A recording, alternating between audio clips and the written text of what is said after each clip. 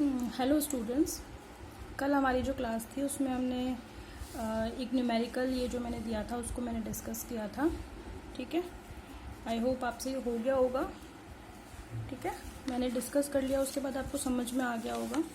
ठीक है, और इसके अलावा मैंने कूलम्ब्स लॉ को डिस्कस किया था। ठीक है, कि कूलम्ब्स लॉ हमेशा दो चार्जेस के बीच में लगता है। अगर दो चार्जेस Q1 Q2 किसी डिस्टेंस r पर प्रेजेंट है तो जो लगने वाला फोर्स है F that will be directly proportional to the multiplication of both the charges and indirectly inversely proportional to the square of the distance between them.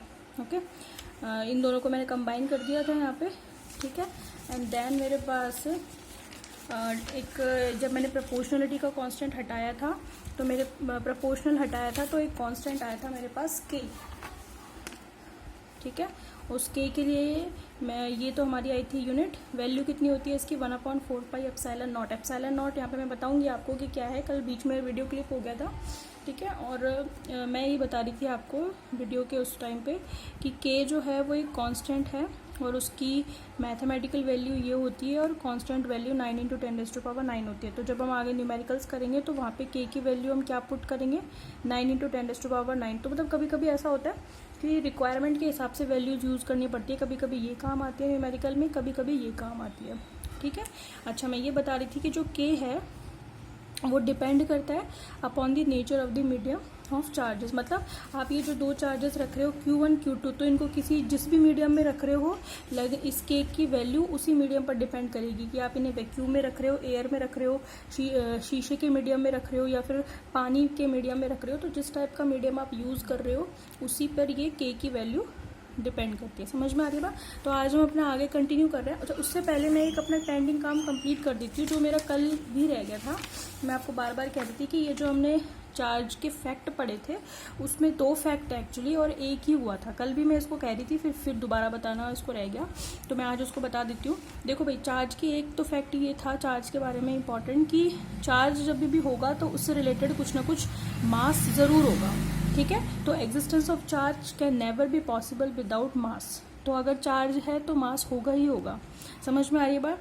तो दूसरा, लेकिन मास अगर है तो ज़रूरी नहीं है कि उसके साथ चार्ज भी हो। ठीक है, इसका एग्जांपल मैंने न्यूट्रॉन का बताया था। न्यूट्रॉन चार्जलेस पार्टिकल है बट इसका मास होता है। ठीक है, लेकिन प्रोटॉन न्यूट्रॉन चार्ज पार्टिकल है तो इनके मास भी होते हैं। समझ में आ गई बात? दूसरा फैक्ट देखें आप, इसका दूसरा फैक्ट क्या कहता है। इसका सेकेंड फैक्ट ये कहता है कि if charge is stable, second fact about charge, तो आप जहाँ भी नोट्स बना रहे हो वहाँ पे इसको मेंशन कर लेना। दो फैक्ट हैं। ठीक है, if charge is stable it will produce electric field only. It will produce electric field only. समझ में आ रही है बात? तो जब भी चार्ज स्टेबल है, मान लो सपोज करो एक चार्ज है Q और वो यहाँ पे रखा हुआ है और ये स्टेबल है, तो ये स्टेबल कंडीशन में, स्टेबल पोजीशन में केवल एक ही तरीके का फील्ड क्रिएट करेगा और वो कौन सा फील्ड होगा? इलेक्ट्रिक फील्ड होगा। समझ में आ गई बात? But if charge is moving then it will create magnetic field। समझ में आ रही है? यानी कि जो चार्ज स्टेबल होता है तो केवल एक ही तरीके का फील्ड जो है प्रोड्यूस करता है, वो है इलेक्ट्रिक फील्ड। बट चार्ज अगर मूविंग हो तो वो मैग्नेटिक फील्ड क्रिएट करता है। ठीक है, अब इसमें भी तीसरी बात क्या है, मतलब चार्ज जब मूविंग होता है तो उसमें भी मूविंग पोजीशन दो तरीके की होती है। या तो वो एक यूनिफॉर्म स्पीड से मूव करेगा या फिर एक्सेलरेटेड स्पीड से मूव करेगा। यूनिफॉर्म स्पीड से मूव करने का मतलब है कि वो इक्वल वेलोसिटी से मूव कर रहा है। यानी कि सपोज करें आपके पास एक चार्ज Q है, ये यहाँ से जब स्टेबल है यहाँ पे तो वो कौन सा फील्ड क्रिएट कर रहा है? Electric field. ठीक है, लेकिन अगर ये वाला चार्ज क्या कर दे, मूव करना शुरू कर दे विद अ कांस्टेंट वेलोसिटी, मैंने सपोज कर लिया 5 मीटर पर सेकेंड, और जब वो यहाँ से लेकर के यहाँ तक आया तब भी इसकी वेलोसिटी कितनी थी? 5 मीटर पर सेकेंड थी। मतलब इसकी पूरी इस जर्नी के दौरान इसकी वेलोसिटी कितनी है? 5 मीटर पर second. In this case this will produce only magnetic field. समझ में आ गई? मतलब इसका मैग्नेटिक फील्ड का इलेक्ट्रिक फील्ड से कोई लेना देना नहीं है। तो जब वो स्टेबल था it will produce electric field. जब इसने यूनिफॉर्म वेलोसिटी 5 मीटर पर सेकंड या किसी अदर वेलोसिटी से मूव करना शुरू किया और पूरी जर्नी के दौरान इसकी सेम ही वेलोसिटी रही है, तो फिर ये कौन सा फील्ड प्रोड्यूस करेगा? यहाँ पर मैग्नेटिक फील्ड। समझ में आ गई? फिर जब अगर ये यहाँ पे आकर स्टेबल हो गया फिर ये दोबारा से कौन सा फील्ड क्रिएट करेगा? Electric field. समझ में आ गई बात? लेकिन अगर कोई चार्ज पार्टिकल सपोज करें स्टेबल है Q, तो वो कौन सा फील्ड क्रिएट करेगा? Electric field. समझ में आ गई? फिर इसने चलना शुरू किया, यहाँ से यहाँ तक चल करके ये वापस यहाँ तक आ गया, तो फिर स्टेबल हो गया, तो कौन सा फील्ड क्रिएट करेगा? Electric field. समझ में आ गई? लेकिन अगर इसने इस पूरी जर्नी के दौरान अपनी वेलोसिटी चेंज की है, यानी कि मान लो कि शुरुआत में जब इसने चलना शुरू किया तो 2 मीटर पर सेकेंड थी यहाँ तक, फिर यहाँ से यहाँ तक इसने हो सकता है 6 मीटर पर सेकेंड से चला हो, और यहाँ तक रुकते रुकते इसकी अगर 10 मीटर पर सेकेंड हो गई हो, तो आप देख रहे हो यहाँ पे कि इसकी मोशन कैसी है? एक्सेलरेटेड मोशन, यानी कि इसकी हर स्टेप के बाद वेलोसिटी चेंज हो रही है। ठीक है, तो इन दिस केस यानी कि when charge is accelerated, in that case charge will produce electric field as well as magnetic field also, यानी कि दोनों ही तरीके के फील्ड वो प्रोड्यूस करेगा। तो क्या चीज़ सीखी हमने इसमें? हमने ये कहा कि चार्ज जब केवल स्टेबल है it will produce electric field, अगर चार्ज मूव कर रहा है with uniform velocity it will produce magnetic field, but if charge is moving with accelerated velocity then it will create electric field as well as magnetic field also. समझ में आ रही है आपको बात? ठीक है, तो यहाँ पे आप ऐसा कर लें but if charge is moving with uniform velocity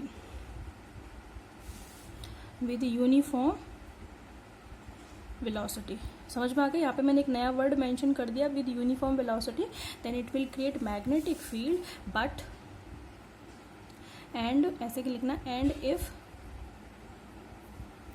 charge is moving with accelerated velocity it will create or it will produce electric field plus magnetic field. और electric field plus magnetic field को हम पता है क्या बोलते हैं? Electromagnetic field, यानी कि जब दोनों फील्ड एक साथ प्रोड्यूस हो रहे हों तो उसको हम बोलते हैं कि it will emit electric field और इलेक्ट्रोमैग्नेटिक रेडिएशन, है ना? तो हम इसको ऐसे कह सकते हैं, this means electric plus magnetic field का मतलब है इलेक्ट्रोमैग्नेटिक दोनों। ठीक है, इलेक्ट्रोमैग्नेटिक फील्ड। ठीक है, ये बहुत ही इंपॉर्टेंट है, ये आगे तक काम आती है ये वाला फैक्ट चार्ज के बारे में। ये वाली बात बहुतों को नहीं पता होती है, बच्चों में बहुत कंफ्यूजन होता है इस चीज़ को लेकर के कि कब चार्ज इलेक्ट्रिक फील्ड क्रिएट करेगा, कब मैग्नेटिक फील्ड क्रिएट करेगा और कब इलेक्ट्रोमैग्नेटिक फील्ड क्रिएट करेगा। ठीक है, तो इस कंफ्यूजन को मैंने यहाँ पे दूर किया है कि कब इलेक्ट्रिक फील्ड क्रिएट करेगा, जब चार्ज रुका हुआ है अपनी जगह से नहीं हिल रहा है तो ये केवल इलेक्ट्रिक फील्ड क्रिएट करेगा। जब चार्ज मूव कर रहा है बट विद यूनिफॉर्म वेलोसिटी पूरी जर्नी के दौरान वो कौन सा फील्ड क्रिएट करेगा? Magnetic field. बट अगर चार्ज अपनी पूरी जर्नी के दौरान अपनी वेलोसिटी को बार बार बदल रहा है तो वो इलेक्ट्रिक फील्ड भी क्रिएट करेगा प्लस मैग्नेटिक फील्ड भी क्रिएट करेगा। बात समझ में आ रही है आपको? ठीक है, तो ये अपना दोनों फैक्ट्स जो है यहाँ पे कंप्लीट हो जाते हैं। अब हम अपना आगे कंटिन्यू करते हैं कौन सा? कुलाम्स लॉ, है ना? कुलाम्स लॉ में हमने के के बारे में देख लिया था कि के हमारा इतना होता है। ठीक है, तो मैं अब यहाँ पे आपको बता देती हूँ कि एप्सिलॉन नॉट का यहाँ पे क्या रोल है। ठीक है, देखें, ध्यान से देखें। ऑलराइट, हमने क्या कहा था कि जो के है वो कितना होता है? 1/4 पाई एप्सिलॉन नॉट होता है, और हमने इसकी वैल्यू कितनी बता दी थी? 9 × 10⁹ और वो आई थी हमारी इसकी unit newton × metre square upon coulomb square. कहाँ से आई थी? क्योंकि F = कितना होता है? F = होता है हमारा K Q1 Q2 upon R²। तो यहाँ से जब आप K निकालेंगे तो वो कितना आएगा? FR² upon Q1 Q2। F की यूनिट होती है न्यूटन, इसकी मीटर स्क्वायर, और इन दोनों की कूलम मिलकर के कूलम स्क्वायर हो जाएगी। बात समझ में आ गई? ठीक है, तो अब आप यहाँ पे क्या बताएंगे? Here epsilon naught is the permittivity of vacuum और एयर, यानी कि ये एयर या फिर वैक्यूम की क्या है, परमिटिविटी, यानी कि विद्युतशीलता। अगर हम इसे हिंदी में बोलते हैं तो क्या बोलेंगे, विद्युतशीलता। वैक्यूम का मतलब होता है निर्वात, यानी कि जहाँ पर बिल्कुल भी हवा नहीं है या फिर एयर है। तो दोनों ही कंडीशन में, वैक्यूम के लिए या एयर के लिए, जो एप्सिलॉन नॉट है वो किसको बताएगी, परमिटिव। इसको हम बोलते हैं एप्सिलॉन नॉट।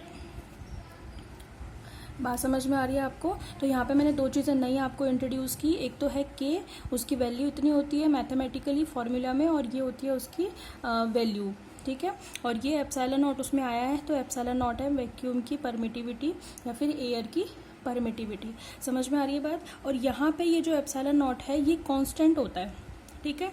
एप्सिलॉन नॉट क्या होता है, epsilon naught is a constant, और इसकी वैल्यू पता है कितनी होती है, फिक्स होती है, और ये आपको हमेशा याद रखनी है 8.85 इंटू 10⁻⁻12। और पता है आपको कि इसकी यूनिट कितनी होगी, इसकी यूनिट के की बिल्कुल उल्टा होगी, क्योंकि आप देख रहे हो कि के और एप्सिलॉन नॉट एक दूसरे के इन्वर्सली प्रोपोर्शनल है। तो के की यूनिट क्या थी, newton into metre square upon coulomb square. इसकी यूनिट कितनी होगी, coulomb square upon newton into metre square. ये एक्सपेरिमेंटली कैलकुलेट की हुई इसकी वैल्यू है। बात समझ में आ गई। तो के तो क्या है हमारा, ये है, और एप्सिलॉन नॉट क्या है, परमिटिविटी है वैक्यूम की या एयर की। समझ में आ गई। तो मेरे पास जो फोर्स था, जो मेरा कूलाम लॉ था, ये वाला के, ये वाली equation F = K Q1 Q2 upon R square, ये किस में कन्वर्ट हो जाएगी, के की जगह पर मैं 1/4 पाई एप्सिलॉन नॉट लिख सकती हूँ, ठीक है। तो मेरे पास क्या बन जाएगा, देयरफॉर कूलाम्स लॉ कितना हो जाएगा, F = K की जगह पर मैं लिख रही हूँ 1/4 pi epsilon not Q1 Q2 upon R square. समझ में आ रही है बात। मैं इसके आगे कंटिन्यू कर रही हूँ भाई, ये जो हमने कल यहाँ पे छोड़ दिया था उसके आगे का मैंने यहाँ से कंटिन्यू किया है। समझ में आ गई। और ये मैंने, वो तो फैक्ट रह रहा था वो मैंने यहाँ पे समझाया। समझ में आ गई बात, ठीक है, ओके। अब आप ये देखें, ये हमारे पास फॉर्मूला आ गया फोर्स के लिए। जो फोर्स एग्जिस्ट है किस किस के बीच में, चार्ज पार्टिकल के बीच में लग रहा है जो, ठीक है। तो अब बट अगर क्या हो कि हमारा जो फोर्स है वो किस में लग रहा हो, किसी, अच्छा एक काम और कर दें आप साथ के साथ, ये जो हमारा एप्सिलॉन नॉट है उसके लिए आप डायमेंशनल फॉर्मूला और निकाल लें, ठीक है भाई। डायमेंशनल फार्मूला आप किसी के लिए भी निकालो, के लिए निकाल लो, एप्सिलॉन नॉट के लिए निकाल लो, इनमें से किसी एक के लिए भी निकाल लो, दूसरे के लिए उसका जस्ट उल्टा होगा। मैं एप्सिलॉन नॉट का निकाल देती हूँ। डायमेंशनल फॉर्मूला 11th में आप डायमेंशंस पढ़ के आए हैं खूब सारी, फॉर एप्सिलॉन नॉट, ठीक है। एप्सिलॉन नॉट के लिए क्या होगा, एप्सिलॉन नॉट आपका होगा ये रहा के, ठीक है।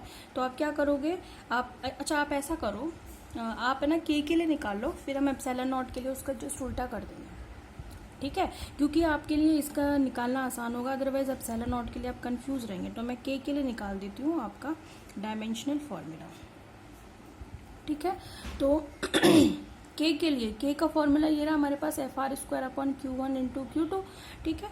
तो के कितने, के इसके लिए क्या हो जाएगा, हमने खुद ही कहा है newton into metre square upon coulomb square. तो आप क्या कहोगे, फोर्स इंटू डिस्टेंस का स्क्वायर अपॉन चार्ज का स्क्वायर। तो डायमेंशन फॉर्मूला क्या होगा, ये जो फोर्स होता है उसके लिए डायमेंशन फॉर्मूला हम जानते हैं कैसे निकालेंगे, F बराबर m में से निकालेंगे, m के लिए m1, और ये होती है मीटर पर सेकंड स्क्वायर, यानी कि L1T-2।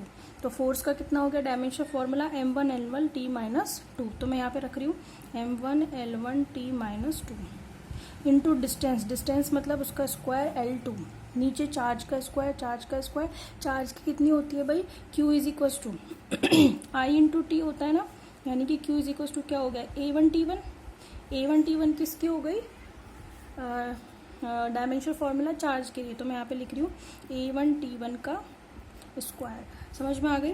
तो के लिए क्या डायमेंशनल फॉर्मूला बन जाएगा, सबको इकट्ठा कर लो, ऊपर तो बन गया m1, 2 और 1 मिलकर बन गए 3 और T-2। समझ में आ गई। ये तो बात हो गई ऊपर की, यानी कि न्यूमरेटर की। अब डिनोमिनेटर की देख लेते हैं, डिनोमिनेटर की कितनी हो गई, A2T2 समझ में आ गई। अब अगले स्टेप में आप A2T2 को ऊपर ले जाइए, माइनस में हो जाएंगे, तो क्या क्या बचेगा M1, ठीक है, L तो 3 ही है और कोई L है नहीं, ये -2 और ये -2, क्योंकि ये ऊपर जाएगा तो t की पावर -2 ही बन जाएगा, इसके साथ ऐड हो जाएगा तो कितना बन जाएगा t की पावर -4, और ये ऊपर जाएगा तो कितना बन जाएगा a-2। समझ में आ गई। तो ये डायमेंशनल फॉर्मूला हो गया किसके लिए, k के लिए, ठीक है। तो एप्सिलॉन नॉट के लिए क्या बन जाएगा डायमेंशनल फॉर्मूला, से देयरफॉर डायमेंशनल फॉर्मूला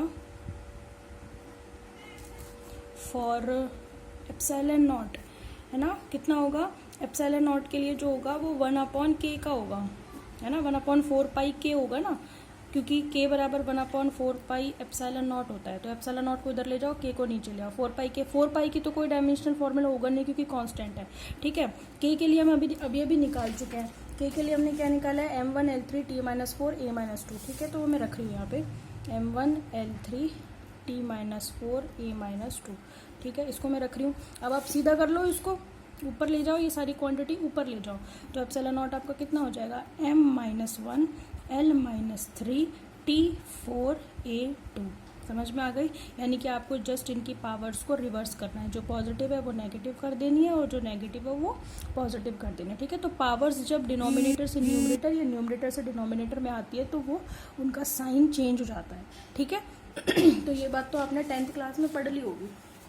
तो मैंने क्या किया, मैंने सिर्फ इतना किया कि जो हमने कल छोड़ा था कि जो है 1/4 पाई एप्सिलॉन नॉट होता है, वैल्यू होती है, यहाँ पे मैंने नई चीज़ इंट्रोड्यूस की थी एप्सिलॉन नॉट, वो परमिटिविटी है किसकी, वैक्यूम की, और इसकी वैल्यू फिक्स होती है एक्सपेरिमेंटली इतनी, ठीक है। अब k और एप्सिलॉन नॉट एक दूसरे के इन्वर्सली प्रोपोर्शनल हैं, इसलिए इनकी जो वैल्यू होगी, जो इनका यूनिट होगी, वो एक दूसरे की उल्टी होगी।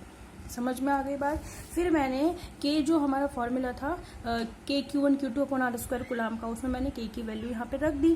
फिर डायमेंशनल फॉर्मूला हमने किसका कैलकुलेट करना था, k और एप्सिलॉन नॉट दोनों का करना था। तो k क्योंकि उल्टा होता है किसका, एप्सिलॉन नॉट का, तो पहले मैंने k की डायमेंशनल फॉर्मूला निकाल लिया, फिर उसका रिवर्स कर देना है मुझे, तो मेरे को एप्सिलॉन नॉट की मिल जाएगी, इसलिए मैंने पहले डायमेंशनल फॉर्मूला किसका निकाल लिया, k का, ठीक है। अब क्योंकि कूलाम के नियम से F = KQ1Q2/r² होता है, तो मैंने डायमेंशनल फॉर्मूला जिसका भी निकालना होता है उसको हमेशा लेफ्ट साइड में ले लेते हैं, ठीक है। तो मैंने k को इधर लेफ्ट साइड में ले लिया, ठीक है। तो मेरा क्या बच गया, इसको क्रॉस मल्टीप्लाई कर लो, Q1 Q2 नीचे आ जाएंगे, तो FR²/Q1 Q2, तो मेरे पास k कितना आ गया, फोर्स इंटू डिस्टेंस का स्क्वायर, ये देखो ना FR²/Q1 Q2, तो F क्या है, फोर्स, F क्या है भाई, फोर्स, तो फोर्स इंटू डिस्टेंस का स्क्वायर अपॉन चार्ज का स्क्वायर। फोर्स की हम जानते ही हैं इजीली, फिर भी मैंने बता दिया, अपने लास्ट क्लास में निकाली थी, फिर भी मैंने आपको बता दी, ठीक है। डिस्टेंस का स्क्वायर, चार्ज क्या होता है, क्योंकि हम जानते हैं I = Q/T होता है, ठीक है, IQ/T तो होता है, तो Q = I × T हो गया। ये लो, ये निकल गई, मैंने यहाँ पे रख दिया, ठीक है। ये आ गई हमारे पास k का डायमेंशनल फॉर्मूला, ठीक। अब उसके बाद मुझे किसकी निकालनी थी, मुझे निकालनी थी एप्सिलॉन नॉट की। तो एप्सिलॉन नॉट की निकालनी है तो मुझे क्या करना पड़ेगा, क्योंकि k = 1/4 पाई एप्सिलॉन नॉट होता है। एप्सिलॉन नॉट निकालने के लिए इसको इधर ले जाओ, k को नीचे ले आओ, k की हम जानते ही हैं 4 पाई की कोई डायमेंशन फॉर्मूला नहीं होगा, क्योंकि ये क्या है, कांस्टेंट है, ठीक है। बस इन सबको उल्टा कर दिया, साइन चेंज कर दिया ऊपर ले जाके, तो ये डायमेंशन फॉर्मूला आ गया एप्सिलॉन नॉट का। तो पेपर में पूछा जाता है डायमेंशन फॉर्मूला, यूनिट्स, ये सब इंपॉर्टेंट होते हैं, इनके अलग अलग नंबर होते हैं, तो इनको अवॉइड ना करें, ठीक है। हर एक छोटी छोटी चीज़ आपके लिए इंपॉर्टेंट है, आप 12th क्लास में, ठीक है। तो हर चीज़ को आराम आराम से धीरे धीरे समझें। अगर वीडियो आपको स्पीड लग रही तो पॉज करके धीरे धीरे उसको समझें, ठीक है, क्योंकि वीडियो छोटी होती है ना, ज़्यादा लंबी बना नहीं सकती, अपलोड करने में दिक्कत आती है, इसलिए मैं चाह रही हूँ कि मैं 20 मिनट में आपको काफ़ी सारा पढ़ाने की कोशिश करूँ, ठीक है। लेकिन फिर भी अगर आपको स्पीड में प्रॉब्लम है तो मैं नेक्स्ट वीडियो में और उसको धीरे करने की कोशिश करूँगी। अगर आपको प्रॉब्लम है तो कमेंट सेक्शन में बता देना मेरे को, ठीक है। बाकी मेरे हिसाब से तो सही है। और अगर स्पीड का तो ये है वीडियो में कि आप उसको पॉज करके समझ भी सकते हैं। समझ में आ गई, तो धीरे धीरे आप इसको पढ़ें, धीरे धीरे समझें, वीडियो को बार बार देखें, बार बार समझें। समझ में आ गई बात। फिर भी कोई दिक्कत आती है किसी टॉपिक में तो मैं उसको रिपीट कर दूंगी, पर प्रॉब्लम तभी तो आएगी जब पढ़ोगे। तो पढ़ना शुरू करो सबसे पहले तो, ठीक है। वैसे ही काफ़ी टाइम वेस्ट हो गया, ठीक है। चलें, इस वीडियो में इतने ही रखते हैं, नेक्स्ट वीडियो में we will discuss about dielectric constant, ठीक है। Okay, thank you.